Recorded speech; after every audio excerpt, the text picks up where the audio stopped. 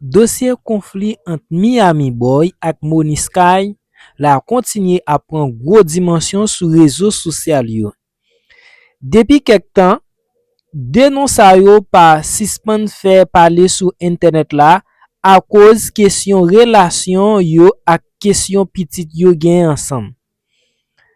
Men kounye ya, yon nouvo mesaj ki paret sou internet la ki vin mette plis gaz sou di fe ya. Nan mesaj ki vin viral la, moun ki ekri li a semble vle mette kek bagay kle sou kesyon pitit la, ki se HBB.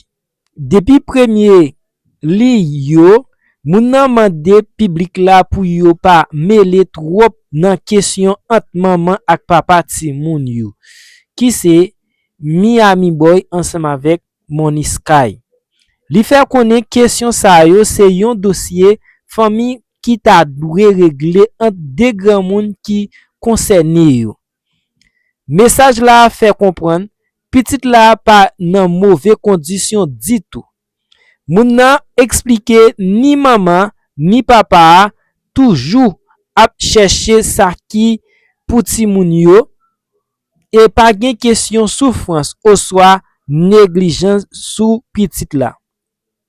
Deklarasyon sa a fè an pil moun sou internet la pose kesyon pou konen si konflik a pa vini pi gros sou rezo sosyal yo pase salite en realite. Nan men mesaj la HBB ekri ya, li fè konen li pa fasil pou yon maman kite pitit li.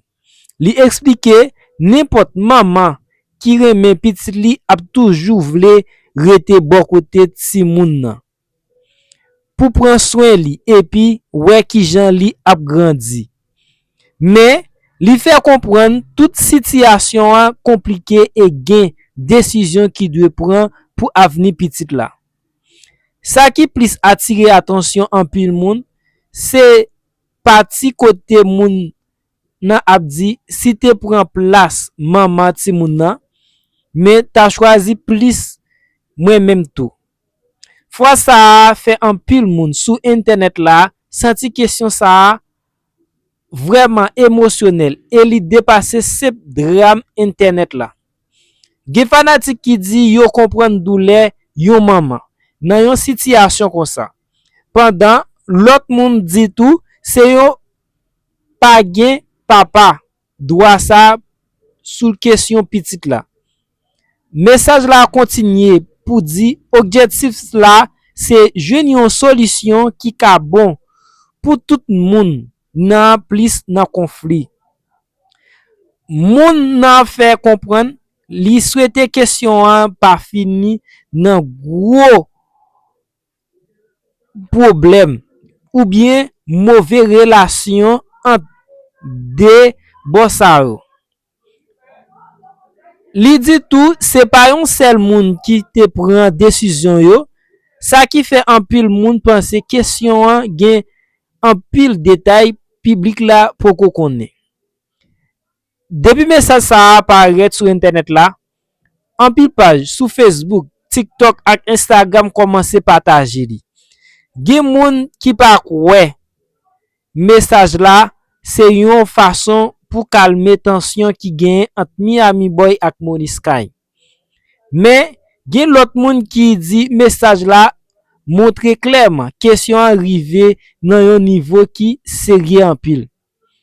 An pil fanatik komanse divize sou rezo a, gen moun ki apye Money Sky epi ki di yon maman toujou bezen rete pre pitit li. Tandis ke lot moun pran defans Miami Boy epi yo di yon papa dwe pran dwa wè pitit li tou san problem. Pendan tan sa, kesyon video yo, akizasyon yo, ak live yo, kontinye a fè an pil bris sou internet la. Chak nouvo deklarasyon semble ajoute plis konfisyon nan dosya. Gen kek moun ki menm komanse mande pou deboyo sispan la verat sa yo sou internet la. Paske kesyon an ka afekte pitit la pi devan. Pour continuer, Miami Boy ni Money Sky pour qu'on fait gros déclaration officielle après message ça qui vient viral là. Mais ça pas empêcher internet là continuer à parler sous question